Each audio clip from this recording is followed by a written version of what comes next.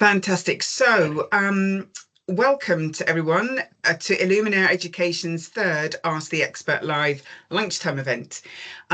Please note that we do record these events for our online library, which is available on our website for you to view. This one and any others that you want to have a look at. We've only got a couple more on there, but we've got plenty more lined up for the rest of the year.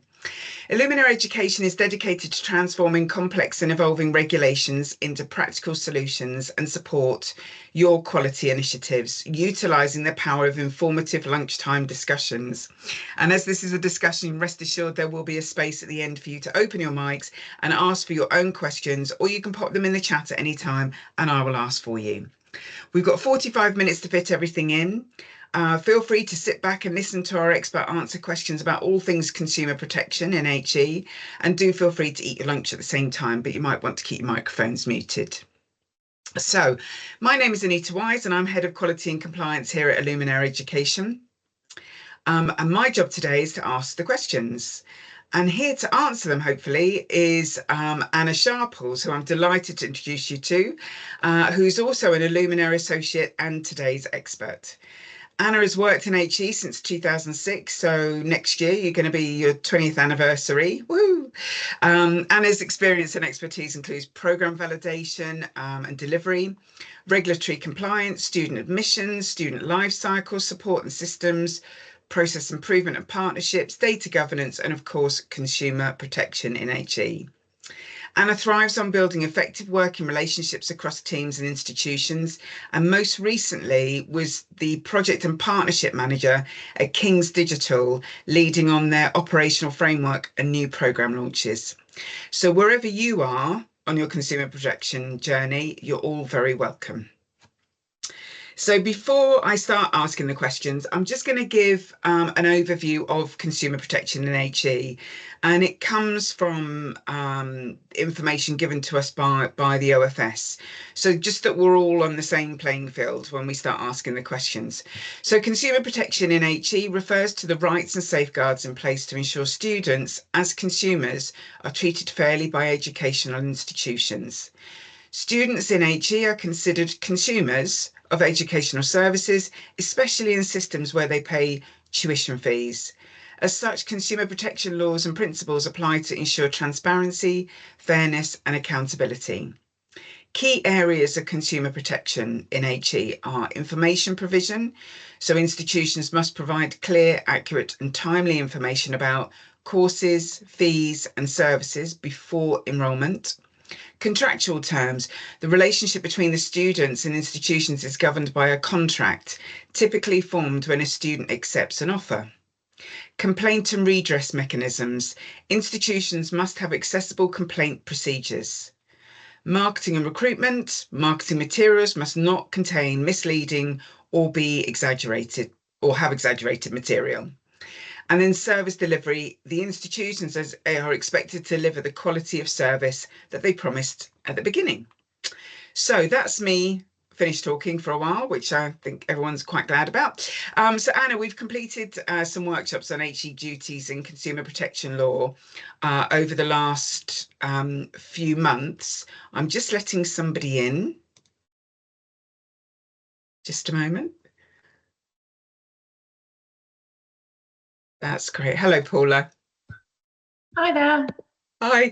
I've just done a bit of an introduction, but we've not started the questions yet. That's fine, no worries. Okay, all right.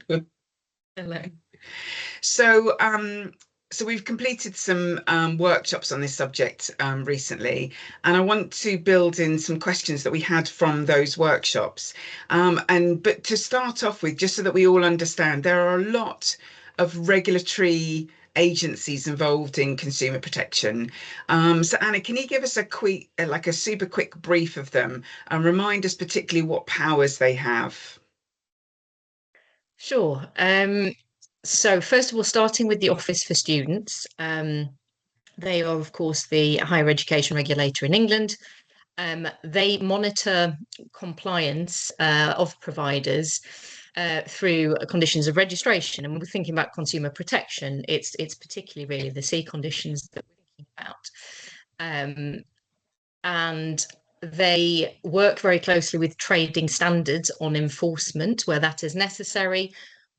But first of all, really what they'd be looking for if they saw any behaviours that needed to be addressed would be looking at enhanced monitoring. If those are particularly serious, they may suspend a provider. And in much more serious cases, they can remove providers from the register, altogether. So that is the OFS, upholding standards. The CMA is the UK consumer watchdog, and it regulates all markets, so not just higher education. It's operating at a national strategic level. It's writing policy, conducting market investigations. And in terms of its relationship with HE, it has published guidance, first starting back in 2015, updated a couple of years ago. And that's really where its influence comes in. So working closely with the OFS, and where changes have been recognised as important, incorporating that into the guidance. It may take direct action against the provider under the new DMCC Act. I don't think the expectation really is that that is the route they will take, that they will focus on HE. It is most likely those OFS referrals will continue from OFS over to trading standards and be enforced that way. But they do have those powers now to enforce quite significant financial penalties on providers if that is necessary. Trading standards work for local authorities. So they will issue enforcement notices and force providers to make changes. So we've seen, of course, in cases recently that providers have had to change their terms and conditions as a result of referrals to trading standards. The ASA, perhaps we can move on to next, is the UK independent regulator for advertising across all media. So particularly, of course, applies to our marketing and recruitment activities, ensuring that all media are compliant with the existing codes, the CAP and the BCAP codes. And if we think about all promotional material, all activity on social media, website information, that is where the ASA comes in. The sanctions that they have at their disposal, tripping over my words today, at their disposal, is of course that they can ask that that content is removed, and if action is needed, they can also refer to trading standards. And that's for print as well, isn't it? Yeah, printed yes. materials. Yeah, okay. Exactly. Yeah, advertising in all its forms. The OIA is the Independent and Impartial Ombudsman for complaints in England and Wales. So it will review complaints from students or alumni after they've exhausted all mechanisms for redress through their institution. So yeah, so they have perhaps appealed their decision that hasn't been successful. If they have a completion, I was going to say completion of studies letter. That isn't what it was called. Yeah, no, the completion, the letter, the confirmation letter that they've gone through the processes. Exactly. Yeah, then once the student has that letter, if they want to take that further, they can take that to the OIA, who will investigate, not from scratch, but they'll look at the performance of the provider against the procedures that are in place. It can only issue recommendations, but it would be highly unusual, I think, for a provider to not act on those recommendations. I don't think that's something we've seen. Now, have I covered everybody? I'm not so sure. Did you mention the DMCC? Act? Yes, I mean, we may pick that up later, but it's worth covering DMCC because that's kind of what's triggered a lot of it recently, isn't it?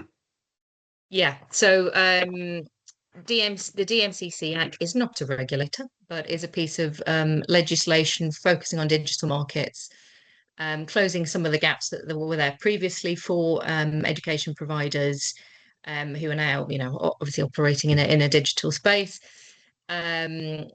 The attached regulator is therefore the CMA.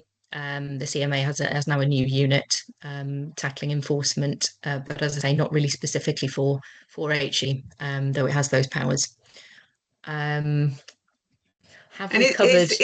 is the DMCC that act will cover things like false advertising, like false feedback. 'Cause we see a lot of that now, don't we? Where you don't know whether you can trust that the feedback or the Trustpilot stuff that is actually accurate. That gets covered under that act, doesn't it?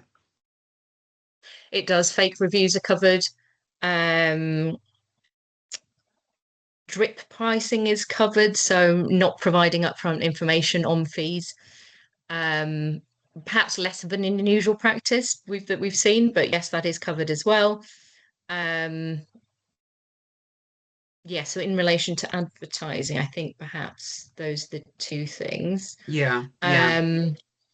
Any deceptive behaviours really that where a student is steered into a particular option as well, or misled by information that is provided, would be covered under the DMCC. And I know and I have seen it in a number of kind of colleges, particularly private colleges that aren't on the OFS register, where they've got the flashing apply now button that you might get on the social media, but that's a big no-no, isn't it?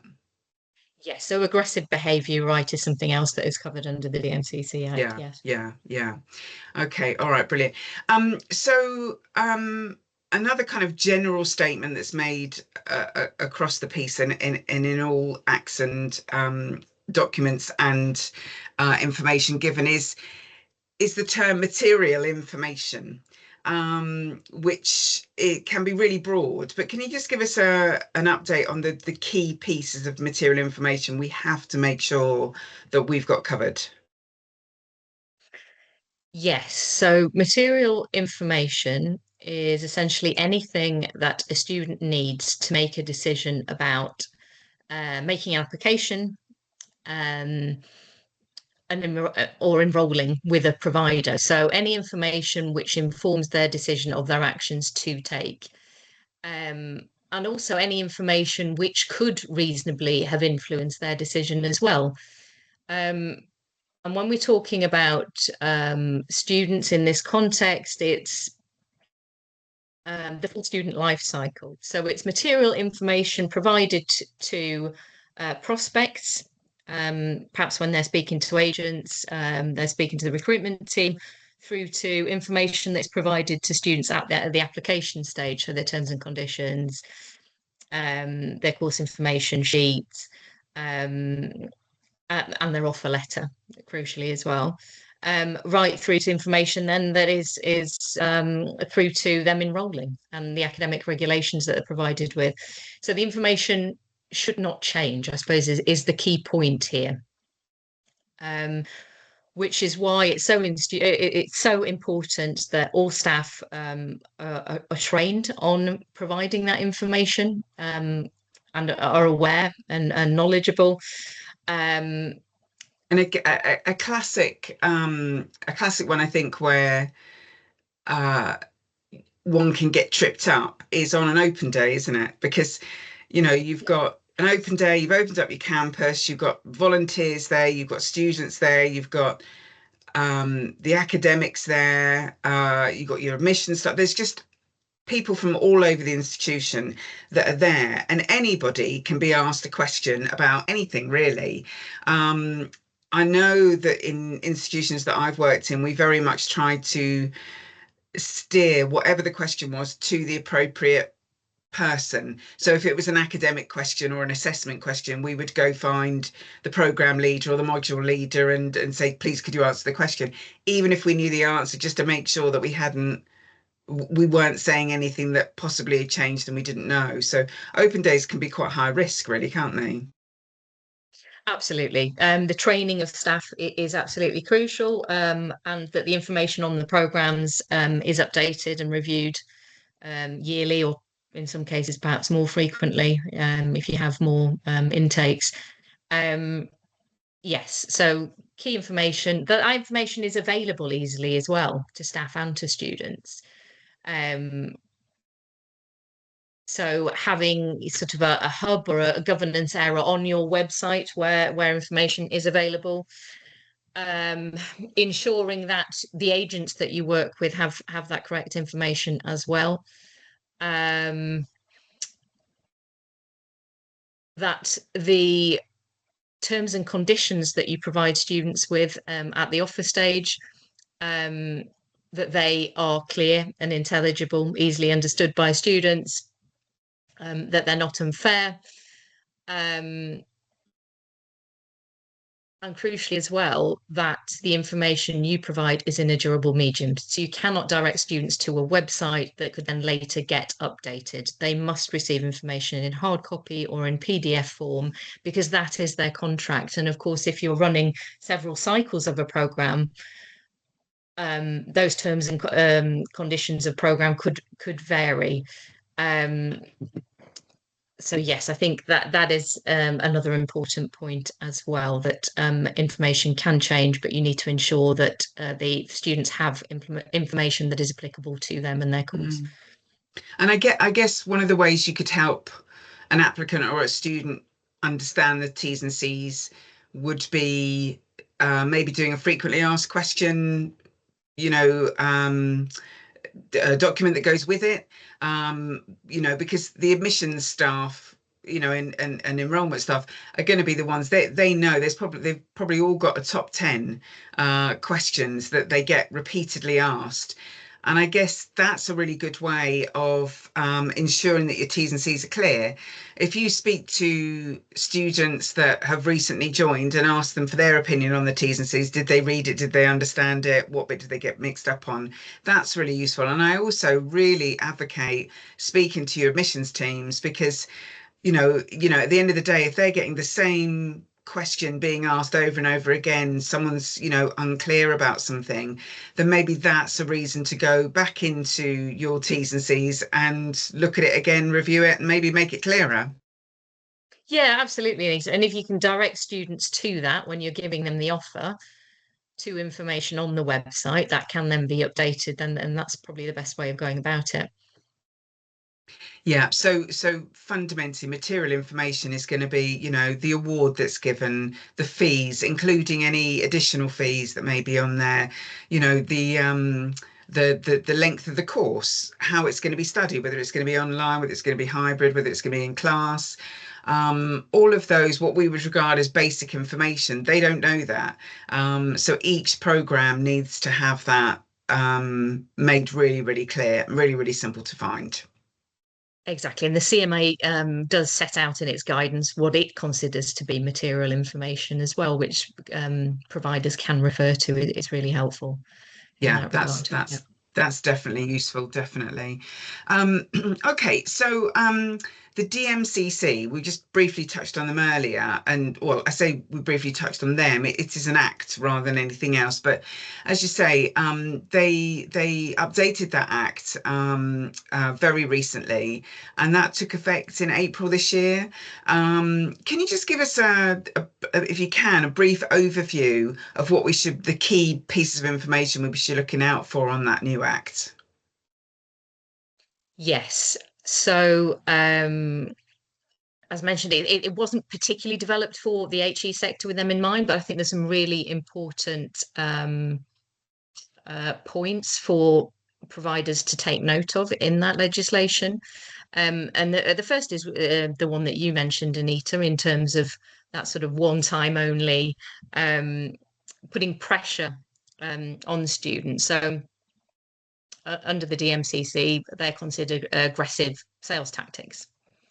So students need time to consider their options. They should not be put under pressure. So yeah, might be as you say, I have also seen that with certain private providers as well. Perhaps if you're running something that has a limited number of spaces on it, a summer school or something else, that would be something to consider.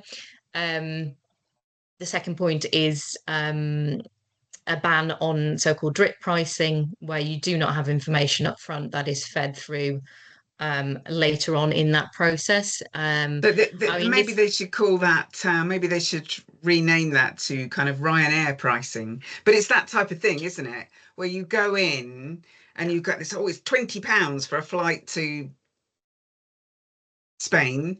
And then you go in and each step of the process sees you adding more and more fees. And that's what they're talking about, isn't it? Yes, that's right. From the student visiting a provider's webpage, they should be able to see all the costs that are involved. So that's their application fee, the deposit fee, potentially if there is one, the full price of their tuition, how that tuition may increase should they be taking the course over a longer period. So say 4 years or more. So how will, if fees do increase, and of course they do, we can expect them to now with the cap being removed, it should be explained how they're calculated. So is that based on CPI or something else? And that should be set out crucially in the offer letter as well. Upfront and clear information on pricing.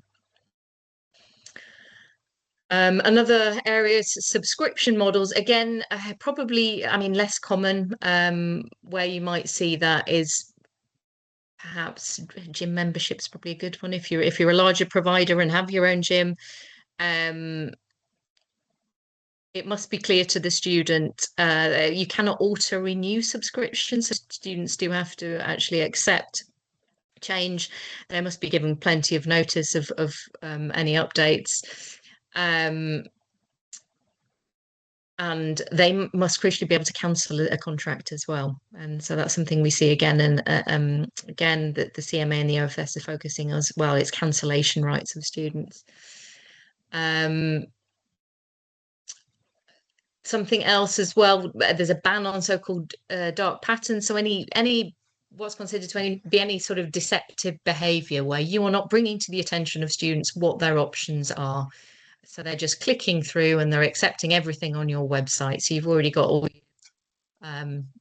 boxes pre-checked, and there is no direct question of what the student is accepting when they're accepting the terms and conditions of that contract. And that's called dark patterns, is it? Yes, that is what's referred to as dark patterns in the legislation. So yes, thinking about perhaps on your pages, if you have certain opt-outs, that is not assumed that students are opting in, but rather that they can opt out up front. And that's also covers kind of from a data protection point of view as well, doesn't it? Yeah. Yes, exactly.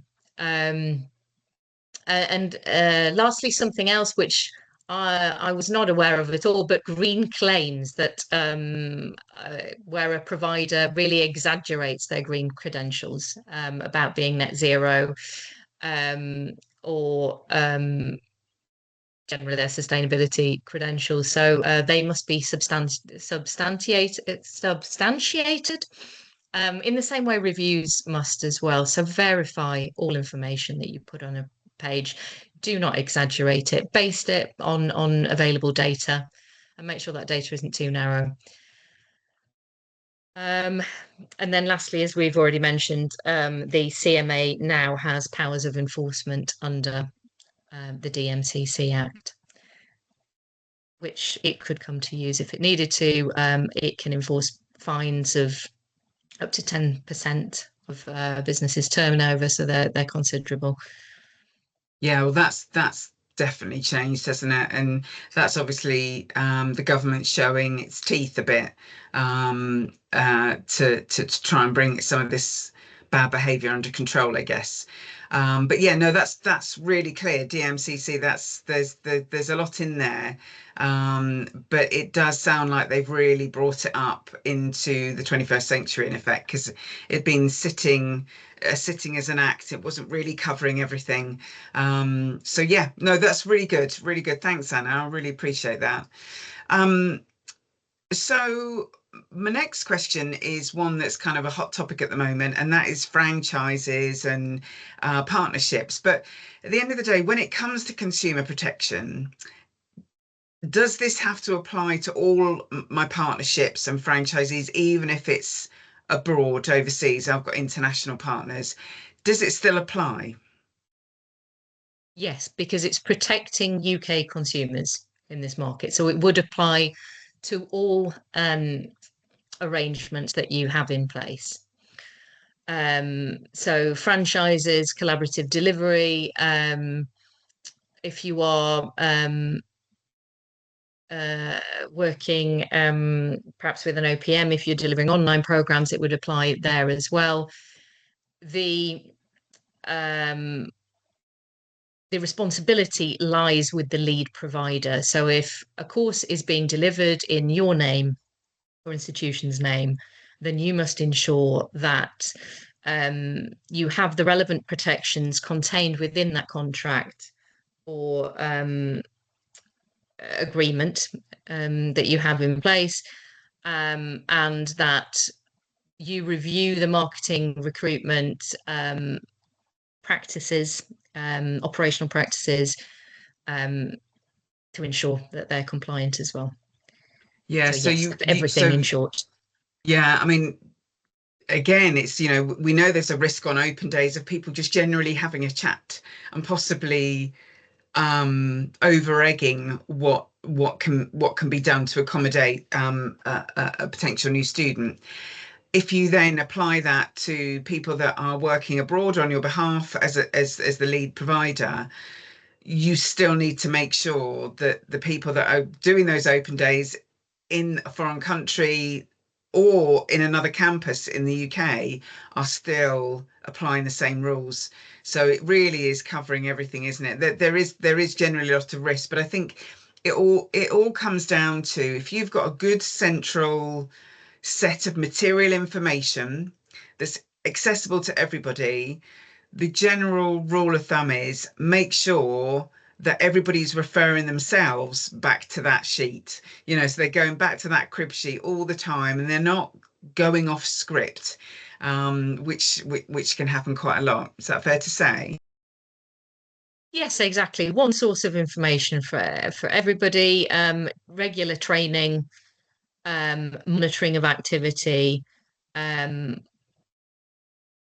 clarity on, as you say, our roles and responsibilities. Should I be answering this question? Where can I refer the student? Yes. Yeah, absolutely. And I think, again, that comes back to one of the key quality areas in any kind of institution's life cycle, which is the annual monitoring. So you're doing annual monitoring of programs, decisions are being made to change assessments, to change maybe the names of the courses, whatever it might be, add things, take things away. And that's really good practice. And that, as it says on the tin, is done on an annual basis. But the key is to make sure that whatever decisions have been approved out of that process, that there is a process within that informs marketing and recruitment activities. So the marketeers need to know as soon as possible, because obviously they're working a lot of the time 12 to 18 months in advance with UCAS. So this information, you need to make sure that everything's in there, but you don't want too much information, because then you have to make sure you have to maintain it, but you need to have the key information in there. So it's a bit of a balancing act. But the difference, but I have seen that happen a lot, where annual monitoring's taken place and it may be 2 or 3 months afterwards that someone goes, oh no, we haven't told marketing, or we haven't updated this or haven't updated that.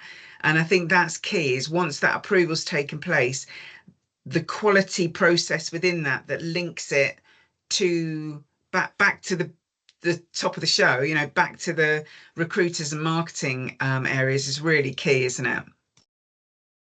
Yes. So as you say, as part of annual monitoring, they're ensuring that really you follow those timelines as much as possible and not make those decisions outside of that framework. But then, yes, informing anyone if changes happen out of cycle is really is crucial. Yeah, excellent. All right. Okay, so we talked about kind of briefly about, kind of risk areas. We've talked about a few now. But one of them that's really, again, been in the spotlight recently is that of using recruitment agents. So it's with the government at the moment, it's British Council have done some brilliant work on this, but it's well recognised that using agents to recruit is necessary, but can be high risk when ensuring that they are adhering to the requirements and regulations and laws around consumer protection. So how should we go about assuring ourselves that we reduce that risk and prevent any agents from kind of going rogue? Sure. So firstly, of course, if you're starting work with any agent, you need to do your due diligence. Check what their background is, in terms of check their references, ensure that they're adequately trained, that they know the market that they're operating in. Because, of course, key decision in terms of material information for a student may be different in India, say, than it is to a student in the States. So what the degree that I am choosing, what application will that have for my further employment in my home country, for example? They really do need to know their local markets. It needs to be clear to students that an agent is operating on your behalf, and how they submit a complaint, should they have one about that particular agent as well. And of course, that staff within the institution itself know what that complaints procedure looks like. Also, back to monitoring arrangements as well. Again, of course, the responsibility is with the provider to ensure that the agent has the information that they need, and should that change, that they're also updated on that. And you mentioned the British Council there in terms of training. Absolutely, they have their framework, and they have free training available to agents as well. So really important to refer agents to those guidelines and to that available training in the hub as well. Yeah, and I think having that onboarding recruitment for recruitment agents is really important. Evidence of the interview that's taken place, the evidence that they've given, evidence that they've signed an agreement, and also what commission they get. Transparency with the fact that they will get a commission, or probably get a commission from it, and that needs to be made clear and transparent. I had a friend of mine who's an independent financial advisor come over not that long ago, and they had to go through all of that protocol with me. So it's normal practice, but maybe it's new practice for some institutions. They're not used to doing that. So having agent contracts, having checklists, and keeping them, at least on annual training is really, really important. And obviously the consequences of what might happen and the cancellation of any agreement with them if they do go outside that scope. Yes, absolutely, Anita. As you say, that's really important. I don't think I mentioned contract, but yes, should they not be adhering to what are your institution's practices and, of course, the law, then you should be able to cancel that contract with your agent as well. And yes, as you say, transparency with the student is key also. Yeah, and that I know I've had a few recruitment agents work through that quality framework from the British Council. It's very good, and the training is very robust. And I think if you build that into your quality processes for onboarding and recruitment of the agents themselves, you'll really kind of cover yourself. And I don't like using that term, but the end of the day, you've done everything you can to ensure that that agent is working properly for you. Yeah, okay. All right, brilliant. Okay, that's great. So most of us in the sector will know that the OFS have just finished their consultation on these new conditions of registration and also the actual registration process itself. And we know that C5, treating students fairly, is going to replace C1 and C3, which are the consumer protection law and student protection plans that were in place before. We're waiting to hear what the actual final condition registration will look like.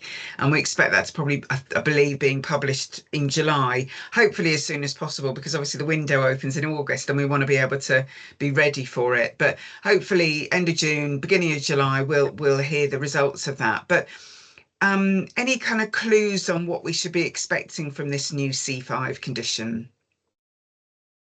Yes. So essentially what's happening here is that the Office for Students is moving from a compliance-led model to more of a student-centred model, where they want to see how student views and impact are considered in the policies that are being created. So the first change will be for these new providers, and as you say, that will affect those submitting for September. We can also expect it probably to become an ongoing condition later on, is that they must submit details of the contract and of all policies. So all student-facing policies must be submitted up front. The second change is that the OFS will publish a list of prohibited behaviours, and those do in some cases go beyond the CMA guidance that is already out there. So again, they will be publishing a long list, so we won't go through those now, but it will include things like a provider cannot include terms for unilateral changes to alter their programs, to increase fees, and students must have cancellation rights, crucially without any sort of penalty. So a student can withdraw from a program without having to pay a penalty. They also will include conduct and omissions, so very detailed list of the conduct that they would expect from a provider. So things like not stating that you were OFS registered if you aren't, not stating you're a university if you aren't, not stating that you have a degree awarding powers if you don't. There is really quite a long list of those as well, that providers must refer to. The third key thing is the OFS issuing more guidance on force majeure. So they have recently put out a statement of what they're expecting from providers when it comes to industrial action. So it's providers being prepared for that, and putting mitigation plans in place, and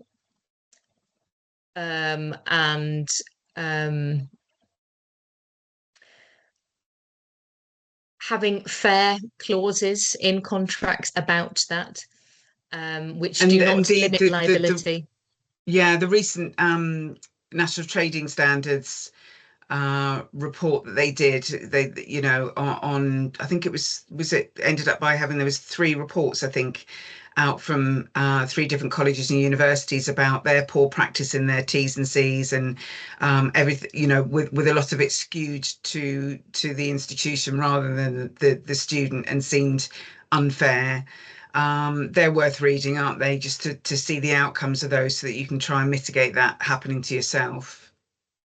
Absolutely, yeah. I think there might even be 6 providers now, large and small, and yes, as you say, they are named in there, and I think there's some important takeaways from the actions that were there, and you can see the clauses that they had listed in their contract, so you can see what may be considered unfair. Yes, so in terms of force majeure, crucially, what are the mitigation plans that are in place when you are faced with something unexpected? That should be there. Industrial action is a key one. Providers should be prepared for that and have mitigation plans in place. If something cannot be mitigated, then of course and you can't in any way minimize the impact on the students, then compensation will be due. So that is also the expectation. And it would be the recommendations also were that to go to the OIA. So better to manage that sooner rather than later. A key area is, of course, communication, and that's where we've seen plenty of complaints from students that they just weren't informed at the right time during that process. And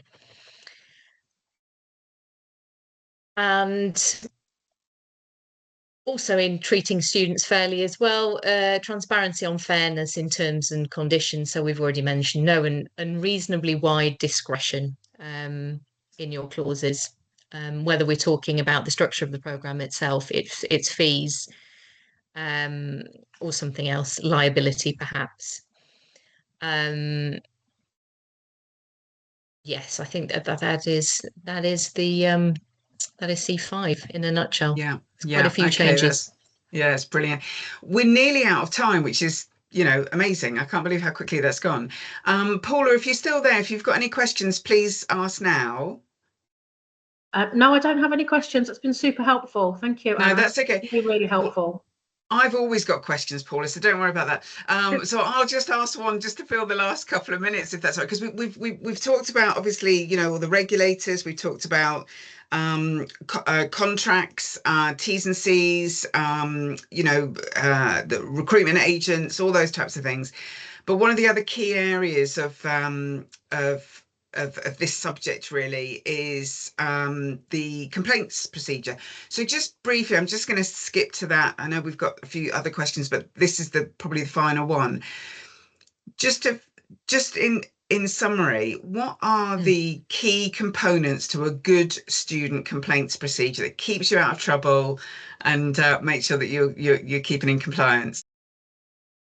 Okay, so the first is accessibility, ensuring that information is available easily, that students aren't having to navigate with great difficulty, and that it's accessible to all students. So quite a number of complaints that the OIA reported on last year were to do with students with disabilities. So how accessible is that to your entire student body, and is it compliant with the Equality Act as well? Secondly, how fair and impartial is the process itself? So who is making the investigation? How do you avoid bias in that process? So making sure that those involved in investigating the complaints are not involved in themselves, and yeah, that it's fair and impartial. Thirdly, that it's timely. So students are aware of the timeframes, both for submitting the complaint itself and for the resolution as well. So they know what to expect up front. And they know, crucially as well, if there's more evidence provided, when that should be provided. And it sounds like a good flow chart would help here. Yes, indeed. I believe there is a flowchart in the OIA's guidance. So yes, that is a great document to refer to. That the process is structured. So there is at stage 1 there is an informal procedure. At stage 2, it's formal. That there is an appeals process for students if they're unhappy with that outcome. And then, of course, that the students are referred to the OIA as well. After that appeal. And the OIA have just they've just published their latest report, haven't they? Their latest annual report. And that's always worth looking at if you've got a spare 5 minutes of doing nothing. But it is worth looking at, because even if you just look at the headlines of the types of complaints that they've received, again, it's just, it's kind of telling you what you need to look at when you look back at your own policies and procedures. So for me, that's definitely something to have a look at least once a year anyway. Yes, absolutely. As you say, that's a really helpful guide for also the nature of those complaints into more detail. Yeah, and from what I can gather from this one, again, it comes back to communication, that Everybody's doing everything in the background regarding courses, and they're doing their annual monitoring, they're doing all these lovely things, but they're just forgetting to tell the students, which is pretty key, really. No, that's really, really useful. And again, the OIA have got this good practice framework on their website. Go in, use it. It's fantastic, and it's really, really useful. I've found I've used it quite a lot. That's absolutely brilliant. We've kind of run out of time, so thank you so much for that. But just before you go, one top tip for consumer protection. That would be do what you say and say what you do. Or in fact, even the reverse. So yes, absolute transparency on what